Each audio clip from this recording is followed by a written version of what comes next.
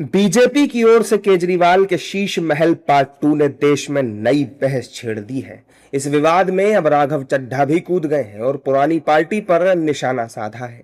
7 सांसदों के साथ पार्टी छोड़ने के बाद राघव चड्ढा ने कहा कि आम आदमी पार्टी के दिल्ली चुनाव हारने का एक बड़ा कारण शीश महल था। अब 1 साल भी बीता नहीं कि पार्टी शीश महल पार्ट 2 विवादों में घिर गई है। अब विपक्षी नेता राघव चड्ढा और अरविंद केजरीवाल दोनों पर ही हमलावर हैं। लेकिन आज ये सारी बातें राघव चड्ढा को समझ में आ रही हैं। ये वही राघव चड्ढा हैं जिनको आम आदमी पार्टी ने विधायक बनाया, राज्यसभा में भेजा, उनको पंजाब जैसे बड़े राज्य का एक प्रभारी बनाया। तो जब सब कुछ उनको दिया तो मीठा मीठा गपगप और कड़वा कड़वा थू ये वाली राजनीति जो राघव चड्ढा अब कर रहे हैं, काश उनको पहले करनी चाहिए थी। जहाँ मन न मिले वहाँ नहीं रहना चाहिए और जहाँ पर दिल मिले वहाँ पर पीठ पे छुरा नहीं भोगना चाहिए। देखिए, अरविंद केजरीवाल की आम आदमी पार्टी और भारतीय जनता पार्टी दोनों ही आरएसएस के ऑफशूट है। दोनों ही उनके एक संगठन है। कोई इधर से उधर जाए या उधर से इधर आए, कोई फर्क नहीं पड़ता।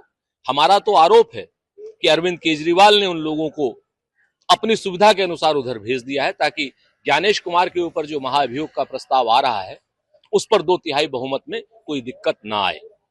इस तरीके की परिस्थितियां ज्ञानेश कुमार के पक्ष में उन्होंने पैदा की हैं अरविंद केजरीवाल ने, ऐसा लगता है।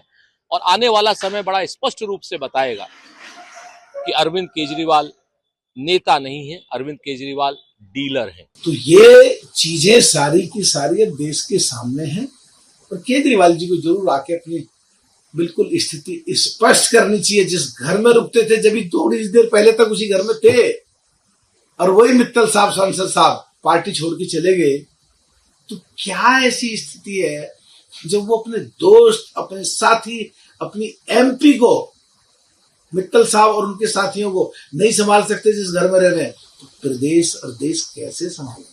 जबकि एनडीए के नेता अरविंद केजरीवाल पर निशाना साध रहे हैं और पूछ रहे हैं कि कोई पूर्व सीएम 50 करोड़ के घर में कैसे रह सकता है। साथ ही राघव चड्ढा के आरोप को भी एकदम सही बता रहे हैं। अरविंद केजरीवाल जी हमेशा कहते हैं कि वो बहुत ही ईमानदार है, लेकिन कोई मुख्यमंत्री 50 करोड़ के घर में रहता है, एक शीश महल बनाता है, तो ये लोगों के नज़र में आता है।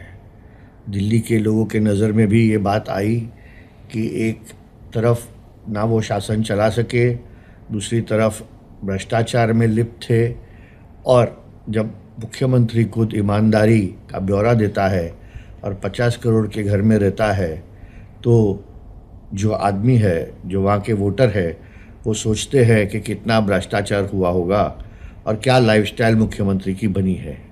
ये राघव चड्ढा जी ने कहा है और ये जो आरोप उन्होंने लगाया है ये सही है। हालांकि इन सब के बीच मुंबई में आप के कार्यकर्ताओं ने राघव चड्ढा के घर के बाहर विरोध प्रदर्शन किया और राघव चड्ढा गद्दार हैं, राघव चड्ढा हाय हाय के नारे भी लगाए।